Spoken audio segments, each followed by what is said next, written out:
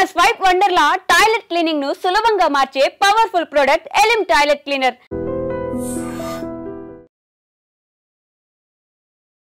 Israel versus Iran, ఈ రెండు దేశాల మధ్యలో యుద్ధ వాతావరణం ఇప్పుడు చూస్తుంటే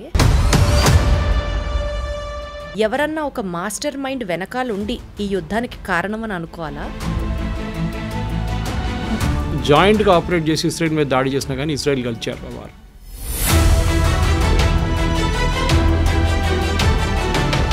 మ్యూనిక్ ఒలింపిక్స్లో 11 మంది ఇజ్రాయెలీ అథ్లీట్స్ చంపారు పిఎల్లో.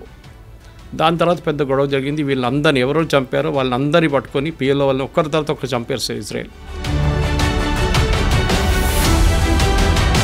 ఎంతసేపు ఇరాన్ ఇజ్రాయెల్ని ఫినిష్ చేయాలి అన్న ఆలోచన అది కేవలం మతపరంగానే చూస్తామా, లేకపోతే డామినెన్సా, లేకపోతే పవర్ కోసమా? Why is Israel being targeted now and then? ఇండియాను ఎందుకు టార్గెట్ చేస్తారండి? పాకిస్తాన్ కానీ మిగతా ఇస్లామిక్ నేషన్స్, టర్కీ చేస్తున్నారు, అజర్బైజాన్ చేస్తున్నారు.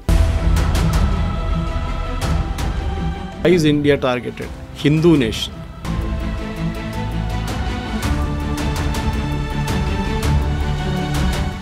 ఇరాన్ దగ్గర వస్తే వీళ్ళకి భయం ఏంటంటే ఇజ్రాయెల్కి వాళ్ళు ఎప్పుడైనా వాడుకుంటారు, ఎక్కడైనా వాడుకుంటారు. హుతీస్కి ఇచ్చేస్తారు, హెజ్బుల్లాకి ఇచ్చేస్తారు, హమాస్కి ఇచ్చేస్తారు. వాళ్ళ ఎగ్జిస్టెన్స్ ఉంటుంది ఇజ్రాయెల్. ఎందుకంటే ఒకసారి ఒక న్యూక్లియర్ బాంబ్ వేసిన తర్వాత దాని చుట్టుపక్కల ఉన్న 1000 కిలోమీటర్ దాకా మీరు అసలు ఉండలేరు. నెక్స్ట్ 5000 సంవత్సరాల దాకా ఉండలేరు మీరు అక్కడ. ఇండియా ఇద్దరికీ తెలిసిన నేషన్ అవ్వడం వల్ల suppose if India has to take a stand, ఎవరికి సపోర్ట్ చేస్తుంది ఇండియా? ఎవరికి సపోర్ట్ చేస్తే నష్టం? న్యూట్రల్గా ఉన్నా కూడా ఒక రకంగా కత్తి మీద సావలానే ఉంది ఇండియా పరిస్థితి. అసలు what is the future prediction for India? ఎవరికి సపోర్ట్ చేయాలి? చేస్తే ఎవరికి మంచిది? చేయకపోతే ఏం జరగబోతుంది?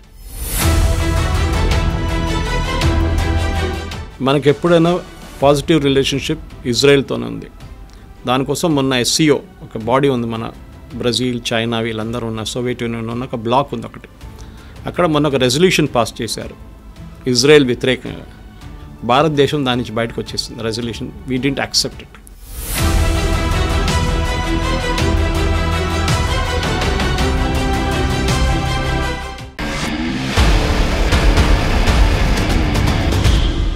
ఇదొక రియల్ స్టోరీ కాదు, ఇదొక రియల్ ఫిక్షన్ కాదు, కానీ this is the real fire which is happening in between Israel and Iran.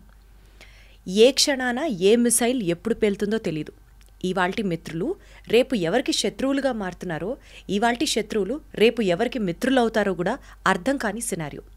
ఇవన్నీ పక్కన పెడితే అసలు మతం పేరుతో యుద్ధం జరుగుతోందా, పవర్ పేరుతో యుద్ధం జరుగుతోందా, రివెంజ్ కోసం యుద్ధం జరుగుతోందా, దేని ఆధిపత్యం కోసం యుద్ధం చేస్తున్నారు అన్నది కూడా అర్థం కాని నేపథ్యంలో World War IIIకి తెరలేస్తే పరిస్థితి ఏంటి అని వస్తున్న క్వశ్చన్స్కి భారతదేశం ఇజ్రాయెల్ని సపోర్ట్ చేస్తుందా, లేకపోతే ఇరాన్ని సపోర్ట్ చేస్తుందా?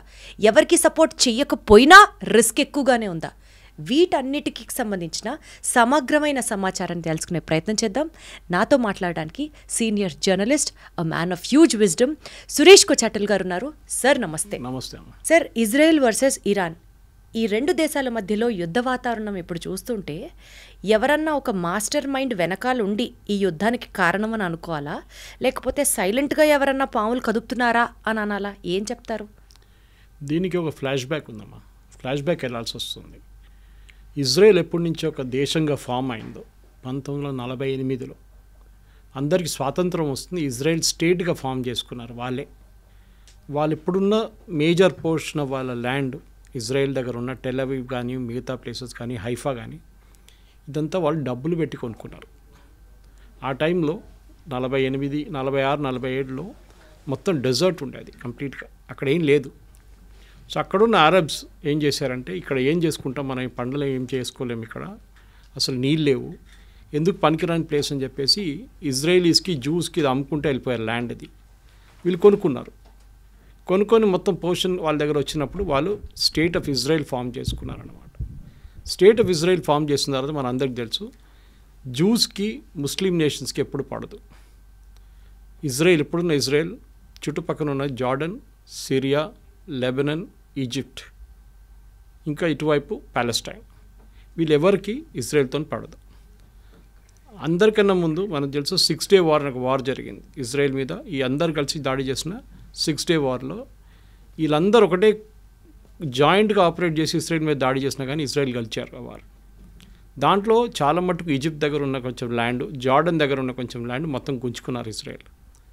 తర్వాత మనం చూసాం Yasser Arafat PLO, Palestine Liberation Organization చీఫ్గా ఉండి టెర్రరిస్ట్ గ్రూప్ నుంచి వాళ్ళకి నార్మల్ గ్రూప్కి వచ్చారు. దాని తర్వాత ఇత్సాక్ రబీన్తో అగ్రిమెంట్ సైన్ చేసి పీస్ అగ్రిమెంట్ సైన్ చేసినప్పుడు ఒక శాంతి వాతావరణం వచ్చింది ఆ ఏరియాలో. కానీ దాని ఇజ్రాయెల్ వర్సెస్ ఆ మిగిలిన 6 నేషన్స్కి శాంతి వాతావరణం వచ్చిందని చెప్తున్నారు. అంటే వాళ్ళందరూ వెనకకి వెళ్ళిపోయారు. పిఎల్ఓ మెయిన్గా ప్యాలెస్టైన్ లిబరేషన్ ఆర్గనైజేషన్ ఇజ్రాయెల్ని అంగీకరించారు. Israel has a right to exist అని. ఎందుకంటే అరబ్స్కి ఒక ప్రాబ్లం ఏంటంటే ఇజ్రాయెల్ అని రాష్ట్రం ఉండకూడదు. ఈ బేసిక్ ఇప్పుడున్న కూడా అదే ప్రాబ్లం. మీరు చూడండి, ఇరాన్ ఏమంటున్నారు, Israel has no right to exist. అంటే ఇజ్రాయెల్ ఒక దేశంగా ఉండకూడదు, వాళ్ళని మొత్తం వైపౌట్ చేయాలి, జ్యూస్ అనే కమ్యూనిటీ ఉండకూడదు. ఇది వాళ్ళు ఇప్పుడు కాదు, ఇది మన కింగ్ సోలమన్ టైం నుంచి వస్తున్నాం మనం.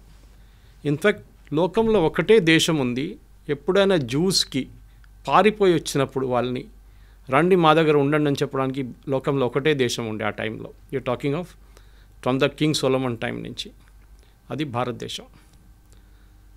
నాకు ఇప్పుడు కూడా గుర్తుంది, మా ఇంటి నుంచి కేరళలో ఉన్న మా విలేజ్ నుంచి 16 కిలోమీటర్ దూరం క్రాంగనూర్ అని చెప్పి పెద్ద ఒక పోర్ట్ ఉండే ఒక టైంలో. దాని తర్వాత ఒక సునామీ వచ్చినప్పుడు మొత్తం కొట్టుకుపోయింది. అది 17th century 16th centuryలో. అప్పుడు దాన్ని కొడుంగలూరు అంటారు ఆ ప్లేస్ని. వెరీ సీకోస్ట్ దగ్గర ఉంటుంది. జ్యూస్ వచ్చి ఫస్ట్ ల్యాండ్ చేసిన ప్లేస్ అది ఇండియాలో. ఇంకోటి ముంబై వైపు కూడా ల్యాండ్ అయ్యారు, అప్పుడు బాంబే. అక్కడ కూడా అక్కడున్న రాజు రండి మాతో ఉండండి అని చెప్పి వాళ్ళకి స్థలం ఇచ్చారు. ఇక్కడ కూడా వాళ్ళకి పెద్ద ఒక స్థలం ఇచ్చారు. వాళ్ళు ఫస్ట్ సినగాగ్ అక్కడ కట్టుకున్నారు, అంటే వాడు గుడి అనుకోండి. అక్కడ నెక్స్ట్ వాళ్ళు కొచ్చిన్కి వెళ్ళారు. మీరు ఇప్పుడు కూడా కొచ్చిన్కి వెళ్తే జ్యూ టౌన్ అని పెద్ద టౌన్ ఉంది అక్కడ ఓల్డ్ కొచ్చిలో, ఫోర్ట్ కొచ్చిలో. కంప్లీట్ జ్యూస్ ఉండేటోళ్ళు అక్కడ, కానీ ఇప్పుడు అందరు వెళ్ళిపోయారు. ఇప్పుడు ఒక 20 మంది ఉన్నారు అక్కడ అంతే. సో చాలా తక్కువ, కానీ అక్కడ పెద్ద ఒక సినగాగ్ ఉంది, చాలా బ్యూటిఫుల్ సినగాగ్ అది. సో జ్యూస్ అనే ఒక కమ్యూనిటీని మనం ఎట్లా అంటే వాళ్ళని ఉండనీయట్లేదు. ఈ అరబ్ నేషన్స్కి జ్యూస్ అంటే అస్సలు పడదు. అది ఇప్పుడు కూడా చూడండి, ఎవరైనా కానివ్వండి. ఇప్పుడు వీళ్ళ కాన్సెప్ట్ ఏంటంటే from the river to the sea is Palestine అని. రివర్ అంటే జార్డన్ రివర్ ఒకవైపు, సీ ఒకవైపు. ఇక్కడ ఇజ్రాయెల్ ఉన్నారు, ఇటువైపు జార్డన్, ఇటువైపు ఏమో ఇప్పుడున్న గాజా స్ట్రిప్. అంటే ఇజ్రాయెల్ ఉండకూడదు నడిమిట్లా, జార్డన్ నుంచి గాజా దాకా, అక్కడి నుంచి సీ దాకా మొత్తం వాళ్ళ దేశమే ఉండాలని చెప్తున్నారు. ఎవరు? ప్యాలెస్టీనియన్స్ వాళ్ళు. ఇది అంగీకరిస్తున్నారు అరబ్ నేషన్స్ అందరూ. ఇన్ఫ్యాక్ట్ ఈ పీస్ డీల్ సైన్ చేసిన తర్వాత కూడా మనకు అందరు తెలుసు, దానికన్నా ముందు మ్యూనిక్ ఒలింపిక్స్లో 11 మంది ఇజ్రాయేలీ అథ్లీట్స్ చంపారు పిఎల్ఓ. దాని తర్వాత పెద్ద గొడవ జరిగింది. వీళ్ళందరినీ ఎవరో చంపారో వాళ్ళందరినీ పట్టుకొని పిఎల్ఓ వాళ్ళని ఒక్కరి తర్వాత ఒకరు చంపారు సార్ ఇజ్రాయెల్. అప్పుడు ఇజ్రాయెల్ తెలిసింది ఏంటంటే మాకు సర్వైవ్ చేయాలంటే మాకు ఛాన్స్ లేదు, మాకు ఆప్షన్ లేదు. We have to fight to survive. ఎవరు వారిని సింపథైజ్ చేయరు. సింపథైజ్ చేసే చాలా తక్కువ నేషన్స్ ఉన్నారు.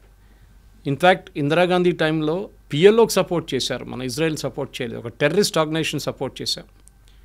ఇప్పుడు కూడా మన హమాస్ని ఒక టెర్రరిస్ట్ ఆర్గనైజేషన్గా డిక్లేర్ చేయలేదు, ఈవెన్ మోదీ గవర్నమెంట్ వచ్చిన తర్వాత కూడా. కానీ దానికన్నా ముందు ఇంకా దారుణ పరిస్థితి ఉండే.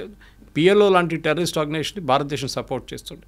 ఓకే, సరే ఆ హిస్టరీ అయిపోయింది. యాసిర్ అరాఫాత్ని ఇజ్రాయెల్ వాళ్ళు చంపేశారు, అది అందరికి తెలుసు. ఫుడ్ పాయిజనింగ్ చేసి ఆయన అవుట్ చేసేసారు కంప్లీట్గా. దాని తర్వాత వాళ్ళు next in command take over చేసుకున్నారు, కానీ వాళ్ళని అందరినీ హమాస్ తెరిమి కొట్టి బయటకు చేసేస్తారు. Hamas is a terrorist organization. Hamas main sponsor Iran. ఇప్పుడు మనం హిస్టరీకి వస్తున్నాం, ప్రజెంట్ డే హిస్టరీ, పాత హిస్టరీ నుంచి ప్రజెంట్ డే హిస్టరీకి వస్తున్నాం. అటువైపు లెబనన్ ఆ కంట్రీలో క్రిస్టియన్ కంట్రీ ఉండేది. ఒక 10-20 సంవత్సరాల ముందు క్రిస్టియన్ కంట్రీ, అది ఇప్పుడు టోటల్ ఇస్లామిక్ అయిపోయింది. అక్కడ ఉన్న క్రిస్టియన్స్ 16% ఎంత ఉన్నారు, వాళ్ళు కూడా అక్కడి నుంచి పారిపోతున్నారు. ఎవరు లేరు ఇప్పుడు అక్కడ, ఎక్కువ ఉన్నారు 6-10% ఉన్నారు అంతే. అక్కడ హెజ్బుల్లా అని చెప్పి ఇంకొక టెర్రరిస్ట్ ఫోర్స్ని ఇరాన్ సపోర్ట్ చేస్తున్నారు. అంటే ఏం చేస్తారు, వీళ్ళకి డబ్బులు ఇస్తారు, వీళ్ళకి ఆయుధాలు ఇస్తారు, వీళ్ళకి కావాల్సిన టెక్నాలజీ ఇస్తారు, వీళ్ళకి కావాల్సిన మారల్ సపోర్ట్ ఇస్తారు, అన్నీ చెప్పిస్తారు ఇరాన్. సో మనకి హమాస్ అయిపోయింది, ఇటువైపు హెజ్బుల్లా అయిపోయింది. హమాస్ అని టెర్రరిస్ట్ ఆర్గనైజేషన్ అక్కడ ప్యాలెస్టీన్ అథారిటీ అని ఉండే, అంటే నడిపించడానికి, అంటే మన వెస్ట్ బ్యాంక్ కానివ్వండి గాజాని అడ్మినిస్టర్ చేయాల్సింది. అక్కడున్న గవర్నమెంట్ పేరు ప్యాలెస్టీనియన్ అథారిటీ, అది పిఎల్ఓ నుంచి వచ్చింది, యాసిర్ అరాఫాత్ టైం నుంచి వచ్చింది అనమాట. కానీ హమాస్ వాళ్ళని ఉండనియట్లేదు అక్కడ అసలు. మీరు అసలు మీరేం చేయకూడదు ఇక్కడ, మీరు పక్కన జరిగిపోండి అని చెప్పి గాజా నుంచి తరిమి కొట్టేశారు బయటికి. వాళ్ళు ఉన్నది ఇప్పుడు వెస్ట్ బ్యాంక్లో ఉన్నారంతే ఇటువైపు. సో గాజాలో ఉన్న టెర్రరిస్ట్ గ్రూప్. మూడోది హూతీస్. యమన్లో మీకు తెలుసు, యమన్లో పెద్ద ఒక సివిల్ వార్ జరిగిన తర్వాత హాఫ్ యమన్ టెర్రరిస్ట్ గ్రూప్ దగ్గర ఉంది, ఇంకొక హాఫ్ గవర్నమెంట్ దగ్గర ఉంది, వాళ్ళ గవర్నమెంట్. ఈ terrorist group financed again Iran, మొత్తం డబ్బులు ఇచ్చి ఆయుధాలు ఇచ్చి. హూతీస్ అంటారు వాళ్ళు. సో 3 Hలు, హూతీ, హెజ్బుల్లా, హమాస్. వీళ్ళు ముగ్గురు కలిసి ఇజ్రాయెల్ మీద ఎప్పుడు దాడి చేస్తూనే ఉంటారు. సూసైడ్ బాంబ్ అటాక్ ఉండొచ్చు. మనం మర్చిపోకూడదు, చాలామంది అరబ్స్ ఇజ్రాయెల్లో ఉంటారు, పనిచేస్తారు ఇజ్రాయెల్లో, కానీ అప్పుడు కూడా ఇజ్రాయెల్ వాళ్ళని ఉండనిస్తున్నారు, ప్రాబ్లం లేదు. కానీ అప్పుడప్పుడు ఏం చేస్తారంటే ఈ గాజా వైపు నుంచి వచ్చిన వాళ్ళు ఎవరైనా, లేకుంటే ఈ గ్రూప్ నుంచి ఎవరైనా సూసైడ్ బాంబ్ చేస్తారు. బస్ స్టాండ్ దగ్గరనో లేకుంటే సోల్జర్స్ వెళ్తున్న ఇక్కడ చెక్ పోస్ట్ కాడ వెళ్ళి సూసైడ్ బాంబింగ్ చేస్తారు. అది ఇజ్రాయెల్ తర్వాత స్ట్రాటజీ యూజ్ చేసి దాన్ని అడ్డుకున్నారు. ఇదంతా మొదలైంది ఎక్కడంటే October 7th. మనకు అందరికీ తెలుసు, 2 సంవత్సరాల ముందు October 7th ఇజ్రాయెల్ మీద గాజా నుంచి పెద్ద ఒక దాడి జరిగింది. మేజర్ ఇంటెలిజెన్స్ ఫెయిలియర్ అది, దాంట్లో డౌట్ లేదు. 1000 మంది కనుక చనిపోయారు, 1200 మందిని కిడ్నాప్ చేసి తీసుకెళ్లారు, మన అందరికీ తెలుసు అది. దాంట్లో ఇప్పుడు కూడా 48 మంది వాళ్ళ దగ్గర ఉన్నారు, పాలస్టీనియన్ టెర్రరిస్ట్ దగ్గర ఉన్నారు, హమాస్ దగ్గర. హమాస్ ఏం చేశారంటే అక్కడున్న హెల్త్ మినిస్ట్రీ వాళ్ళ దగ్గర ఉంది, అక్కడున్న హాస్పిటల్ కానివ్వండి, స్కూల్ కానివ్వండి, దాని కింద ఇరాన్ నుంచి వచ్చిన డబ్బులు పెట్టి ఒక 10 సంవత్సరాల నుంచి టనల్స్ కట్టుకున్నారు, అండర్గ్రౌండ్ టనల్స్. ఈ అండర్గ్రౌండ్ టనల్స్లో దాచుకుంటారు, ఎందుకంటే వీళ్ళు పైన ఎక్కడ ఉంటే ఇజ్రాయెల్ వచ్చి బాంబు చేసేస్తారు. సో టనల్స్లో ఉంటారని వాళ్ళ స్ట్రాటజీ అది. కానీ ఇజ్రాయెల్ ఇంటెలిజెన్స్ నేను చెప్పినట్లు మొస్సాడ్ వాళ్ళ చాలా ఎఫెక్టివ్, వాళ్ళకి పిన్ పాయింట్ అక్యురసీతో చెప్తారు ఈ బిల్డింగ్లో ఉన్నారు అని క్లియర్గా చెప్పినప్పుడు కొడతారు. అది ఇస్మాయిల్ హనియా ఇరాన్లో కొట్టినట్లు కానివ్వండి, నస్రుల్లాని మన లెబనాన్లో కొట్టినా కానీ, వీళ్ళందరినీ ఎక్కడున్నా కానీ ఇక్కడున్న హమాస్ వాళ్ళ టెర్రరిస్ట్ గ్రూప్ లీడర్స్ కూడా టార్గెట్ స్పెసిఫిక్గా కొడతారన్నమాట. సో ఏం చేస్తారంటే ఇప్పుడు హమాస్ని కంప్లీట్గా ఫినిష్ చేసేసారు, కానీ ఇప్పుడు కూడా గాజాలో నడుస్తుంది. డైలీ 2-3 ఇజ్రాయలీ సోల్జర్స్ చనిపోతున్నారు, కానీ ఆల్మోస్ట్ వైప్అవుట్ చేసేసారు గాజా నుంచి. అటువైపు వైప్అవుట్ ఉంది, కానీ ఇంకా ఉన్నారు వాళ్ళు హైలీ ట్రైన్డ్ వాళ్ళు. అంటే హైలీ ట్రైన్డ్ అంటే మోటివేటెడ్. అదే టైంలో లెబనాన్ వైపు మొత్తం ఫినిష్ చేసేసారు అక్కడ కూడా. నస్రుల్లాని చంపిన తర్వాత నెక్స్ట్ లెవెల్ లీడర్షిప్ వచ్చిన తర్వాత వాళ్ళని కూడా చంపేశారు. సో నెక్స్ట్ వచ్చి హూతీస్ని US చూసుకుంటున్నారు. బాంబింగ్ వేసినప్పుడు అక్కడ వాళ్ళు మిసైల్ వీళ్ళందరికీ ఆయుధాలు ఇచ్చేది ఇరాన్. ఇన్ని సంవత్సరాల నుంచి ఎవరు వీళ్ళని పట్టించుకోలేదు. US కానివ్వండి, UK కానివ్వండి, ఇరాన్ కానివ్వండి, ఇరాన్ మిసైల్స్ ఇస్తున్నా కానీ ఏం చెప్పకుండా వీళ్ళందరూ హెల్ప్ చేసుకున్నారు. కానీ ఒక స్టేట్కి ఇప్పుడు వచ్చేట్లు వచ్చిందంటే October 7 జరిగిన దాడి తర్వాత ఇజ్రాయెల్కి తెలిసిపోయింది ఈ గేమ్ ఇంకా మనం ఇట్లా ఆడుకుంటూ పోతే కాదు, కంప్లీట్గా వైప్అవుట్ చేయాలని చెప్పి టైం తీసుకొని వాళ్ళ లీడర్షిప్ని కంప్లీట్ వైప్అవుట్ చేసేసారు. హమాస్ ఫినిష్ చేసేసారు, మన అందరికి సిన్వార్ బ్రదర్స్ని ఇద్దరిని చంపేశారు. ఇటువైపు ఏమో నస్రుల్లాని చంపారు, అటువైపు ఏమో ఇస్మాయిల్ హనియాని ఫినిష్ చేసేసారు. వీళ్ళందరు లీడర్స్ కూర్చుంటుంది ఖతార్లో, అది మర్చిపోకూడదు మనం. అది ముస్లిం బ్రదర్హుడ్ కానివ్వండి, మీరు ఈ హమాస్ కానివ్వండి, లెబనీస్ మిలిషియా కానీ వీళ్ళందరూ కూర్చుంటుంది ఖతార్లో ఉంటారు. ఇరాన్ బ్యాకింగ్ ఉంటుంది. ఇరాన్కి సౌదీ అరేబియాకి పడదు, ఇరాన్కి బహ్రెయిన్కి పడదు, ఇరాన్కి యమన్కి పడదు, యమన్కి ఇరాన్కి ఒమాన్కి పడదు. ఇలా Iran is a Shia nation. Shia nation అంటే సార్, షియా అంటే వీళ్ళ ముస్లిమ్స్లో 2 గ్రూప్స్ ఉంటారు. షియా మైనారిటీ, మన హైదరాబాద్ వైపు చాలామంది షియాస్ ఉంటారు ఇక్కడ, ఎందుకంటే నిజాం ఒరిజినలీ ఫస్ట్ పర్షియా, వీళ్ళు షియాస్ అన్నమాట. ఇక్కడ సున్నీస్ మెజారిటీ ఉంటారు, 90% ఆల్మోస్ట్ సున్నీస్ ఉన్నారు వరల్డ్ వైడ్. వీళ్ళకి ఎప్పుడు ఇద్దరికి పడదు. దే డోంట్ బిలీవ్, వాళ్ళ కాన్సెప్ట్ అలాగ ఉంటుంది, ప్రాఫెట్ మొహమ్మద్ నుంచి వచ్చే కాన్సెప్ట్ అలాగ ఉంటుంది. అది కాకుండా వీళ్ళకి అంటే ఇంకా చాలా గ్రూప్స్ ఉన్నాయి. అహ్మదియాస్ ఉన్నారు, అహ్మదియాస్ని అయితే ముస్లిమ్స్ అని అసలు అంగీకరించారు ఎవరు, షియాస్ సున్నీస్ ఇద్దరు. సో మన దగ్గర కూడా చూస్తాం, మన పాకిస్తాన్ వైపు నిన్న కూడా దాడి జరిగింది అహ్మదియాస్ మీద అన్నమాట. సో చాలా మటుకు ముస్లిమ్స్లో చిన్న చిన్న గ్రూప్స్ ఉన్నాయి, కానీ మేజర్ గ్రూప్స్లో సున్నీస్, షియా. సో ఈ షియా నేషన్ ఉన్న ఇరాన్ని వీరెవరు సీరియస్గా తీసుకోరు. ఎవరు సౌదీ అరేబియా ఉండొచ్చు కానీ మిగతా. సో వాళ్ళ ఒక బలం చూపించడానికి ఇరాన్ ఏం చేశారంటే చాలా రోజుల నుంచి, అంటే అయతొల్లా ఖొమేనీ టేక్ ఓవర్ చేసుకున్నప్పటి నుంచి 70s ఆ టైంలో దానికన్నా ముందు ఇరాన్ చాలా మోడర్న్ నేషన్ ఉండే. మీరు ఒకసారి ఆ టైం ఇరాన్ ఫోటోగ్రాఫ్స్ చూస్తే మీరు యూఎస్లో ఉన్నారా లేకుంటే ఇరాన్ అన్న మనకు డౌట్ వస్తుందన్నమాట. బీచ్లో బికినీ చేసుకుని తిరిగేది, పబ్స్ ఉండేది, అక్కడ చాలా మోడర్న్ నేషన్ ఉండేది షా ఆఫ్ ఇరాన్ ఉన్నప్పుడు. కానీ షా ఆఫ్ ఇరాన్ ఓవర్త్రో చేసి ఖొమేనీ వచ్చిన తర్వాత మొత్తం థియోక్రటిక్ స్టేట్ అయిపోయింది అన్నమాట. అంటే రిలీజియన్ బేస్డ్. వాళ్ళు ముస్లిం మహిళలు చదువుకోకూడదు, బుర్కాల్లో ఉండాలి, వాళ్ళు ఎవరితో బయట తిరగకూడదు, ఇట్లాంటి చాలా మటుకు స్ట్రిక్ట్ రూల్స్ తీసుకొచ్చారు వాళ్ళు. అట్లా ఉన్నప్పుడు ఏమైపోయింది, థియోక్రటిక్ స్టేట్ అయిపోయింది. కొమ్యూని చనిపోయిన తర్వాత నెక్స్ట్ కమ్యూని వచ్చారు, నడుస్తూనే ఉండే వాళ్ళ రూల్ నడుస్తుంది ఇంకా.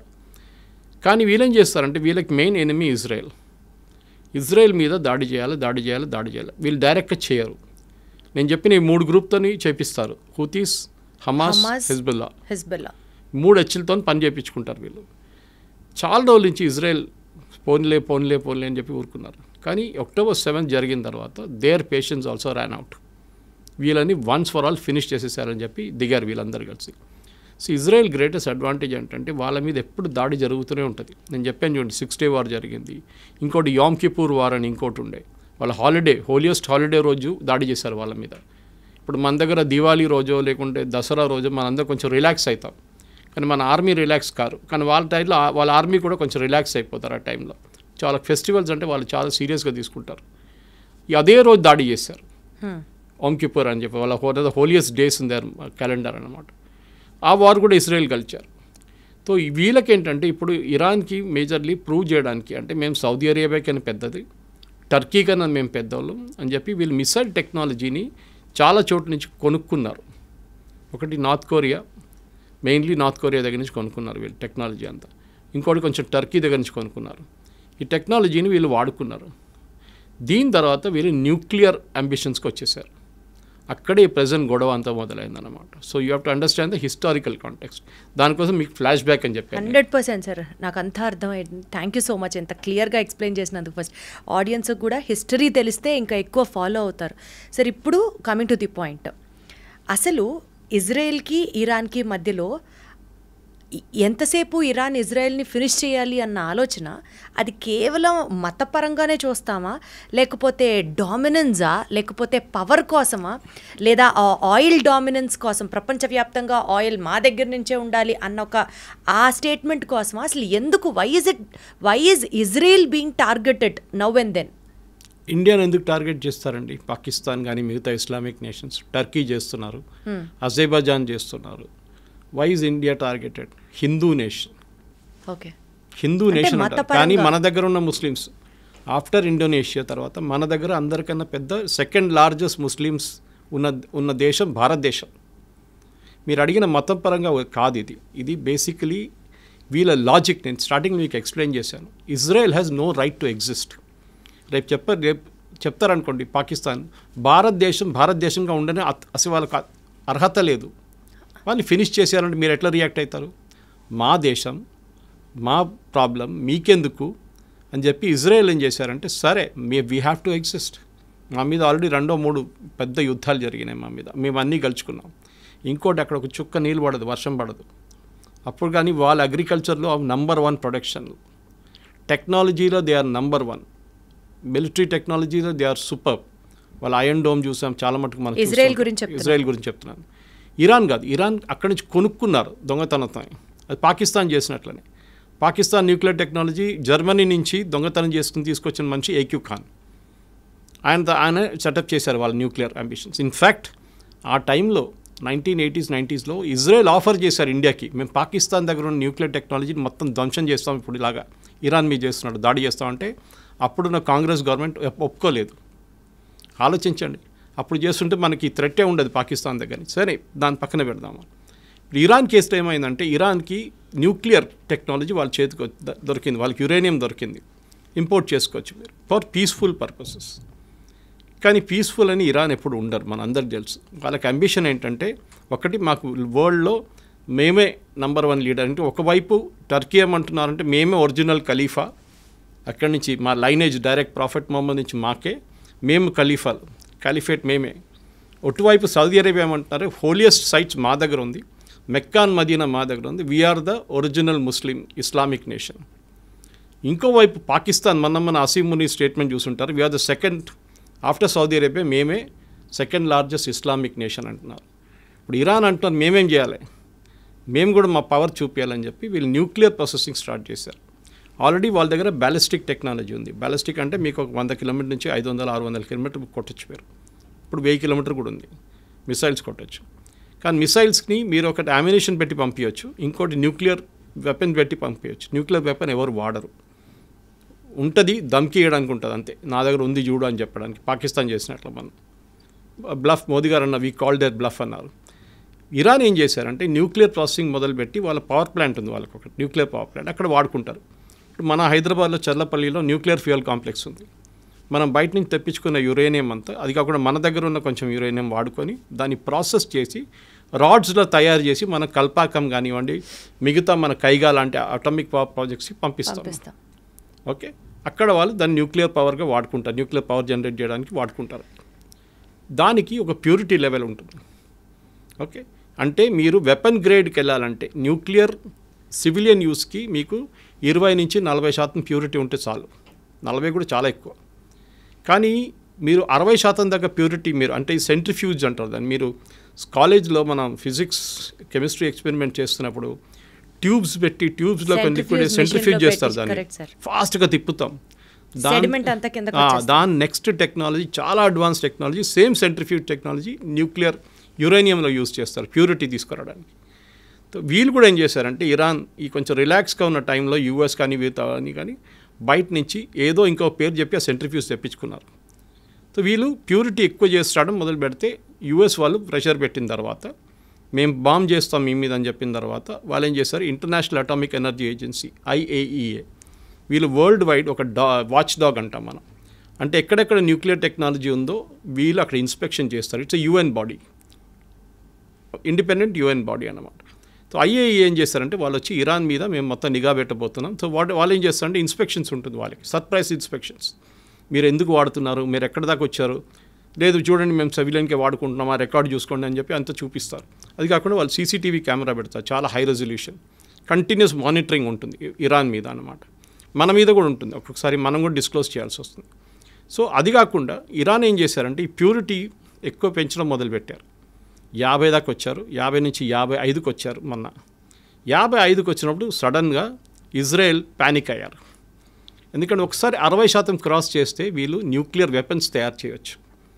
యురేనియం ప్యూరిటీ 60% కన్నా ఎక్కువ అయితే you can make nuclear weapons. అప్పుడు దాకా మీ సివిలియన్ యూస్కి వాడుకుంటారు.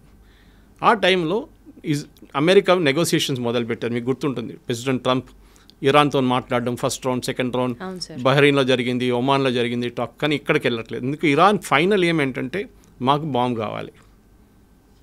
కానీ వాళ్ళు ఏమంటారు, మేము చేయట్లేదు, చూడండి మేము మంచి అబ్బాయిలు, మేము ఏం చేయట్లేదు. కానీ IAEA ఏం చెప్పారంటే వీళ్ళు చీట్ చేస్తున్నారు, వీళ్ళు కెమెరాలు ఆఫ్ చేసేస్తున్నారు, కెమెరా మీద బట్టలు వేసేస్తున్నారు, ఏదేదో పని చేస్తున్నారు, సెంట్రిఫ్యూజ్ తెప్పించుకుంటున్నారు బయట నుంచి, ప్యూరిటీ ఎక్కువ చేస్తున్నారు.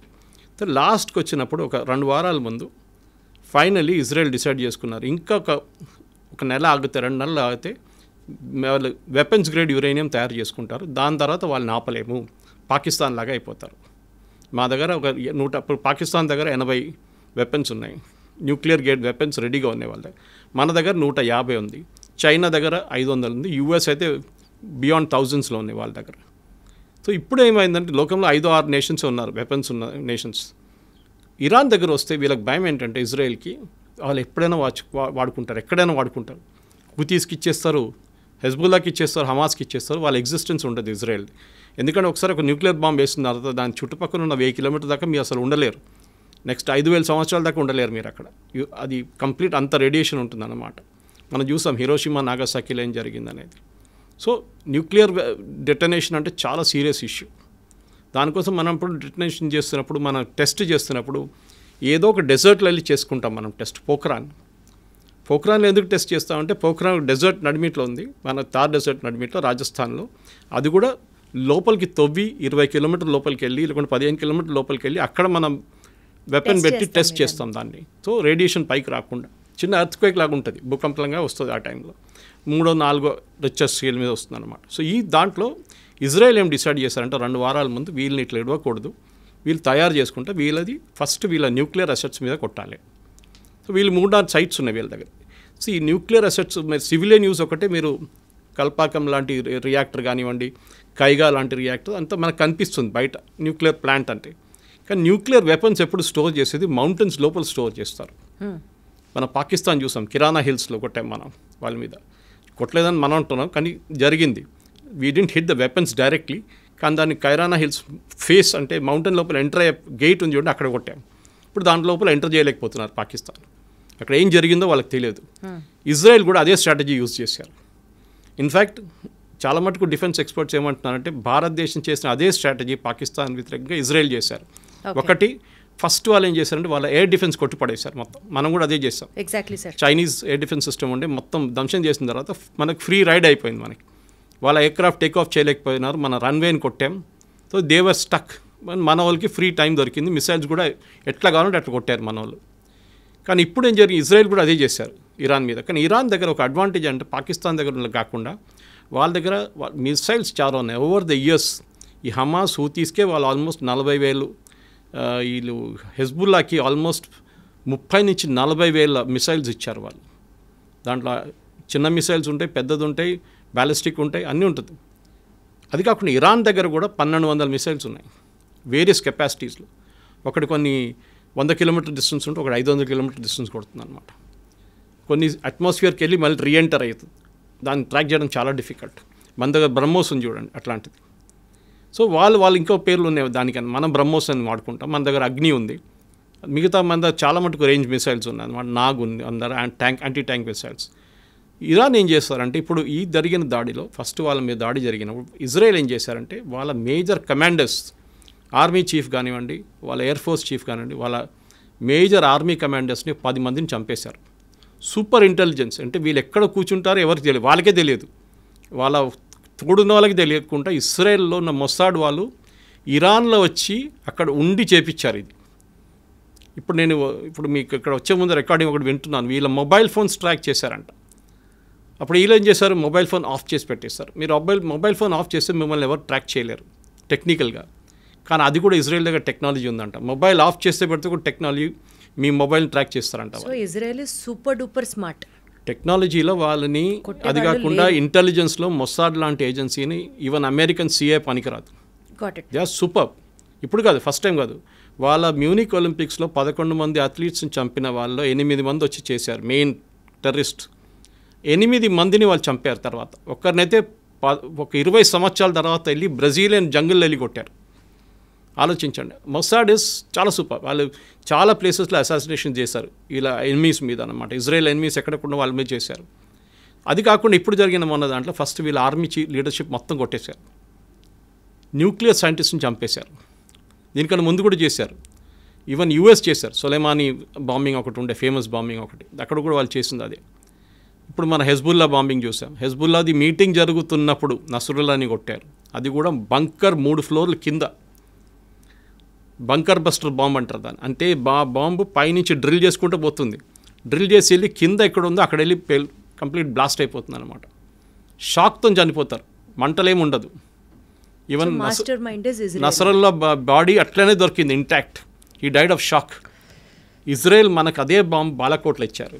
బాలాకోట్ బాంబింగ్ భారతదేశం చేసినప్పుడు మన పుల్వామా అటాక్ తర్వాత వీ డిడ్ బాలాకోట్, వాళ్ళ టెర్రరిస్ట్ గ్రూప్ మీద అటాక్ చేసాం పాకిస్తాన్లో. మనకు వాడిన బాంబ్ బంకర్ బస్టర్ బాంబ్. ఇప్పుడు ఇజ్రాయెల్ దగ్గర ఆ బాంబులు లేవు అన్నప్పుడు మనం ఇజ్రాయెల్కి ఇచ్చాం. మన దగ్గర అదే అడగబోతున్నాను సార్. ఇప్పుడు ఇండియాకి diaspora is there with Israel and Iran. And తెలియకుండానే ఇందాక కూడా మీరు అంటున్నారు కాంగ్రెస్ గవర్నమెంట్లో మనం తెలియక ఇరాన్ సపోర్టెడ్ హమాస్ గ్రూప్స్ని మనం కూడా టెర్రరిస్ట్ కాదు అనుకుంటూ but we are still supporting there. India ఇద్దరికీ తెలిసిన నేషన్ అవ్వడం వల్ల suppose if India has to take a stand, ఎవరికి సపోర్ట్ చేస్తుంది ఇండియా? ఎవరికి సపోర్ట్ చేస్తే నష్టం? న్యూట్రల్గా ఉన్నా కూడా ఒక రకంగా కత్తి మీద సావలానే ఉంది ఇండియా పరిస్థితి. అసలు what is the future prediction for India? ఎవరికి సపోర్ట్ చేయాలి? చేస్తే ఎవరికి మంచిది? చేయకపోతే ఏం జరగబోతోంది? ఇద్దరికి బ్యాలెన్స్ చేయాల్సి వస్తుందండి. మనకి ఎప్పుడైనా పాజిటివ్ రిలేషన్షిప్ ఇజ్రాయెల్తోనే ఉంది. దానికోసం మొన్న SCO ఒక బాడీ ఉంది, మన బ్రెజిల్, చైనా వీళ్ళందరూ ఉన్న సోవియట్ యూనియన్ ఉన్న ఒక బ్లాక్ ఉంది ఒకటి. అక్కడ మొన్న ఒక రెజల్యూషన్ పాస్ చేశారు ఇజ్రాయెల్ వ్యతిరేకంగా. భారతదేశం దాని నుంచి బయటకు వచ్చేసింది resolution. We didn't accept it. So ఇజ్రాయెల్కి వ్యతిరేకంగా భారతదేశం లేదు. First point. సెకండ్, ఇరాన్తో కూడా మనం ఫ్రెండ్షిప్ పెట్టుకుంటున్నాం. ఎందుకంటే ఇరాన్కి ఏం కావాలంటే వాళ్ళకి తెలుసు వాళ్ళ వైపు నుంచి ఎవరు రావట్లేదు. ఇప్పుడు చూడండి, ఈ వార్లో ఒక్క దేశం ఇంక్లూడింగ్ పాకిస్తాన్ వాళ్ళ వైపు రావట్లేదు. ఇరాన్ సపోర్టెడ్ హమాస్ గ్రూప్స్ని ఇండియా ఎందుకు సపోర్ట్ చేస్తుంది సార్? మరి ఇండియా సపోర్ట్ చేయట్లేదు, ఇండియా కండమ్ చేయట్లేదు. We are not declared them as a terrorist group. Problem ఎక్కడ వస్తుందంటే షియాస్, మన దగ్గర ఉన్న షియాస్, కశ్మీర్ వైపు షియా పాపులేషన్ ఎక్కువ. మీరు లే లదాఖ్కి వెళ్తే, లదాఖ్ ఒక యూనియన్ టెరిటరీగా తీసుకుంటే లదాఖ్లో రెండు పీసులు ఉన్నాయి. ఒకటి నేను ఒక 1 year ముందు వెళ్ళాను అక్కడికి. ఒకవైపు లే వైపు బుద్ధిస్ట్ ఉంటారు, వేరే కార్గిల్ వైపు లద్దాఖ్ది మొత్తం షియా ముస్లిమ్స్ ఉంటారు. మీరు అక్కడ వెళ్తే కాఫీ షాప్లలో, రెస్టారెంట్లలో, హెయిర్ కటింగ్ సెలూన్లలో అంత ఖొమేనీ ఫోటో కనిపిస్తుంది మీకు. They are Shias. ఇప్పుడు నేను అడిగా చాలామంది నా దగ్గర, సురేష్ గారు ఈ కశ్మీర్ నుంచి వెళ్ళారా చాలామంది అంటున్నారు, ఇరాన్కి చదువుకోవడానికి అన్నారు. నేను చెప్పాను కరెక్ట్. మిగతా ఎవరైనా ఇండియా నుంచి యూఎస్కి వెళ్తారు, యూకేకి వెళ్తారు, యూరోప్కి వెళ్తారు, కెనడాకి వెళ్తారు, ఆస్ట్రేలియాకి వెళ్తారు, కానీ ఇరాన్కి చదువుకోవడానికి ఎవరు వెళ్ళారు? నిన్న మొత్తం పెద్ద గొడవ రాత్రి కదా, మమ్మల్ని అందరిని ఎవాక్యువేట్ చేయండి ఇక్కడి నుంచి అని చెప్పి. అప్పుడు నేను కనుక్కున్నప్పుడు తెలిసిపోయింది వీళ్ళంతా కశ్మీర్ నుంచి వెళ్ళిన వాళ్ళు, షియా ముస్లిమ్స్. ఇండియాకి ఆ రకంగా కూడా అక్కడ ఒక కనెక్షన్ ఉందన్న మనకి. ఓకే. తో కశ్మీర్లో గొడవ జరిగినప్పుడు మొన్న కూడా Khamenei, the same Khamenei statement ఏమి ఇచ్చారంటే Kashmir is a disputed territory, ముస్లిమ్స్ని కశ్మీర్ భారతదేశం దగ్గర నుంచి గుంజుకోవాలని స్టేట్మెంట్ ఇచ్చారు ఖమేనీ. ఓకే. రిలీజియస్ యాంగిల్ నుంచి. కానీ మనం దాన్ని లైట్గా తీసుకున్నాం. We just condemned it. ఆయన తర్వాత దాని గురించి మాట్లాడలేదు, ఏదో ఒక రోజు జోష్లో చెప్పేసిండు అంతే. అదే టైంలో మనకి చాబార్ ఫోర్ట్ అనే పోర్ట్ ఉంది ఇరాన్లో. మన ఆ పోర్ట్ని కాంట్రాక్ట్లో తీసుకున్నాం, అంటే అవుట్సోర్సింగ్లో తీసుకున్నాం మనకు అక్కడ ఒక 6 berths ఇచ్చారు వాళ్ళు. చాలా క్రూషియల్ అది, ఎందుకంటే ఆఫ్ఘనిస్తాన్ ఎంటర్ కావడానికి పాకిస్తాన్ నుంచి వెళ్ళకుండా మనకు వెళ్ళడానికి ఒక రూట్ అది చాబార్ ఫోర్ట్. మన అక్కడ చాలా వేల కోట్లు, ఆల్మోస్ట్ 1000 కోట్లు 2000 కోట్లు పెట్టి ఆ పోర్ట్ని డెవలప్ చేస్తున్నాం. ఇరాన్ దగ్గర డబ్బులు లేవు. శాంక్షన్స్ వచ్చిన తర్వాత, యుఎస్ శాంక్షన్ పెట్టిన తర్వాత ఇరాన్ ఓపెన్లీ వాళ్ళ ఆయిల్ అమ్మలేకపోతున్నారు. ఇప్పుడు రష్యా చేస్తున్నట్లని యుక్రెయిన్ వార్ తర్వాత కొన్ని రోజులు మనం కూడా కొనుక్కున్నాం ఇరాన్ దగ్గర నుంచి క్రూడ్ ఆయిల్ కొనుక్కున్నాం. కానీ దాని తర్వాత మళ్ళీ పేమెంట్ ప్రాబ్లం వచ్చింది. యుఎస్ అన్నారు బ్యాంకింగ్ సిస్టమ్ పనిచేయదు, ఇరాన్తో మీరు డీల్ చేసుకుంటే డీల్ చేసుకోండి అని. కొన్ని రోజులు మన దగ్గర రూపీ ట్రేడ్ చేసుకున్నారు, రూపీ ట్రేడ్. దాని తర్వాత బాటర్ ట్రేడ్ పెట్టుకున్నారు, మీరు మాకు బియ్యం ఇవ్వండి మేము మీకు ఫ్యూయల్ ఇస్తామని, క్రూడ్ ఆయిల్ ఇస్తామని. సో రెండు వైపు నుంచి మీరు అడిగిన ప్రశ్నకి మనకి ఇజ్రాయెల్ చాలా కావాలి మనకి. టెక్నాలజీ వైపు మన వెపన్స్ అన్నీ మన దగ్గర. మొన్న జరిగిన పాకిస్తాన్ మీద జరిగిన దాడిలో 3 మేజర్ వెపన్స్ మ్యానుఫ్యాక్చర్ చేసేది ఇజ్రాయలీ కంపెనీస్ భారతదేశంలో జాయింట్ వెంచర్గా. దాంట్లో ఒకటి హైదరాబాద్ కూడా ఉంది, పేరు చెప్పకూడదు. హైదరాబాద్ కూడా ఉంది ఒకటి బెంగళూరులో ఉంది. సో వాళ్ళ వెపన్స్ మనం వాడుకుంటున్నాం. వాళ్ళతో జాయింట్ ఫ్రెండ్షిప్ ఉండాలి లాంగ్ టర్మ్. ఎందుకంటే ఈ అయోత్తోలో ఎప్పుడు పోతాడో తెలియదు. ఇప్పుడు కనిపించలేదు అంటున్నాం, 3-4 రోజులు కనిపించట్లేదు, ఎక్కడున్నారో ఎవరికి తెలియదు. ఈ రెజ్యూమ్ ఎప్పుడు పోతుందో తెలియదు. వీళ్ళేమంటున్నారంటే యుఎస్ ఇజ్రాయెల్ ఇద్దరు అంటున్నారు రెజ్యూమ్ చేంజ్, అంటే అక్కడ ఉన్న గవర్నమెంట్ని మార్చడానికి మాకేం ఇంట్రెస్ట్ ఏం లేదు, కానీ ఇరాన్ దగ్గర న్యూక్లియర్ వెపన్స్ ఉండకూడదు, అది మా అల్టీరియర్ ఎయిమ్. వాళ్ళు న్యూక్లియర్ టెక్నాలజీ పీస్ఫుల్ యూస్కి వాడుకుంటే మాకు ప్రాబ్లం లేదు, కానీ వాళ్ళు వెపన్ గ్రేడ్కి వస్తే మేము వాళ్ళని కొట్టుపడేస్తాం. అదేమి ఇప్పుడు చేస్తున్నారు. ఇప్పుడు ఏమైపోయిందంటే లాస్ట్ 3 రోజుల్లో, ఎస్పెషలీ లాస్ట్ నైట్లో చాలా మట్టుకు ఇరాన్ మీద మేజర్ టౌన్స్ మీద, ఎస్పెషలీ తెహరాన్ కానివ్వండి, ఇంకోటి ఇస్ఫహాన్ అని చెప్పి వాళ్ళకి పెద్ద టౌన్ ఉంది. ఇంతకు ఇస్ఫహాన్కి హైదరాబాద్కి పెద్ద కనెక్షన్ ఉంది. ఇక్కడ మన వాళ్ళు ఈ పర్షియా నుంచి వచ్చిన వాళ్ళు చాలామంది హైదరాబాద్కి వచ్చి సెటిల్ అయ్యారు, ఇంక్లూడింగ్ నిజామ్స్. కంప్లీట్ డైనస్టీ అక్కడి నుంచి వచ్చారు, అసబ్జాయి. సో వాళ్ళు ఈ హైదరాబాద్ మీరు ఎయిర్ నుంచి ఒక హెలికాప్టర్లో వెళ్ళి మీరు చార్మినార్ దగ్గర నుంచి ఒక షాట్ తీసుకొని అదే షాట్ మీరు ఇరాన్ ఇస్ఫహాన్ టౌన్ నడిమిట్లలో తీసుకుంటే 2 సేమ్ ఉంటుంది. సో ఇస్ఫహాన్ హైదరాబాద్ మోడల్ చేస్తుంది ఇస్ఫహాన్ మీద అనమాట. సో ఇస్ఫహాన్లో పెద్ద న్యూక్లియర్ ఫెసిలిటీ ఒకటి ఉంది, ఇంకోటి ఫరోల్ది చెప్పి ఇంకో ప్లేస్లో ఒక న్యూక్లియర్ ఫెసిలిటీ ఉంది. ఇదంతా మౌంటైన్స్ కింద ఉంది. దాన్ని ఇజ్రాయెల్ కొడుతున్నారు రెగ్యులర్గా. ఇప్పుడు అది కాకుండా వీళ్ళ దగ్గర ఉన్న 40,000 అన్నారు, ఫస్ట్ 1,00,000 మిసైల్స్ ఉన్నారు, దాన్ని మళ్ళీ డిగ్రేడ్ చేసి 60 అన్నారు, మళ్ళీ 40 అన్నారు, ఇప్పుడు 20 అంటున్నారు. ఇప్పుడు ఇరాన్ దగ్గర బహుశా ఉన్నది ఒక 15,000 మిసైల్స్. దాన్ని కూడా లాంచర్ మీద పెట్టినప్పుడు నిన్న కూడా చూసాం మనం చాలా మటుకు వీడియోలు, ఇజ్రాయెల్ కొట్టారు లాంచర్ మీద. ఎందుకంటే ఇది దివాళీ పటాకాలు కాదు కదా, ఏదో బాటిల్లో పెట్టి పంపించడానికి పైకి లాంచర్లు కావాల్సి వస్తుంది. మొబైల్ లాంచర్స్ ఉంటుంది, ఫిక్స్డ్ లాంచర్స్ ఉంటుంది. మొబైల్ లాంచర్స్ ట్రాక్ చేయడానికి డిఫికల్ట్ ఉంటుంది. పెద్ద లారీస్ ఉంటుంది, పెద్ద లారీ మీద ఒక మిసైల్ ఇట్లా పెట్టుకొని దాన్ని టిల్ట్ చేసి ఫైర్ చేస్తారు. సో దాన్ని ఆ టైం దొరుకుతుంది మీకు 1/2 hour. వీళ్ళు పైనుంచి శాటిలైట్లో చూసుకుంటూ కూర్చున్నారు ఇజ్రాయలీ. ఇమ్మీడియట్గా వాళ్ళ ఎయిర్క్రాఫ్ట్ చెప్తారు దీన్ని వెళ్ళి కొట్టరంటారా అని చెప్పి. నిన్న అదే జరిగిందన్నమాట చాలా చోట్ల. సో వాళ్ళని డిగ్రేడ్ చేస్తున్నారు ఇరాన్ని. ఒక టైం వస్తుంది, ఇంకో వారం తర్వాత 10 రోజుల తర్వాత ఇరాన్ దగ్గర మిసైల్స్ ఉండవు. అప్పుడు ఏం చేస్తారు? అదే టైం ఇజ్రాయెల్ కంప్లీట్గా దానికోసం నిన్న కూడా చూడండి, it had absolute run on Tehran. Even president Trump చెప్పారు వెకేట్ టెహరాన్ ఇమీడియట్లీ. తెహరాన్ ఖాళీ చేయండి. వాళ్ళ మీడియా మనలాంటి దూరదర్శన్ లాంటి అవుట్ఫుట్ ఒకటి ఉంది వాళ్ళకి అక్కడ, దాని మీద దాడి చేశారు. లైవ్గా చూపించారు నేను రాత్రి, చూడండి. ఒక లేడీ న్యూస్ చదువుతున్నప్పుడు లైవ్గా 9 PM బులెటిన్ కొట్టారు వాళ్ళు ఆ టైంలో కరెక్ట్గా. సో ఇజ్రాయెల్ ఏంటంటే టోటల్ డామినెన్స్. ఇప్పుడు ట్రంప్ కూడా సపోర్ట్ చేయాల్సి వస్తుంది ట్రంప్కి.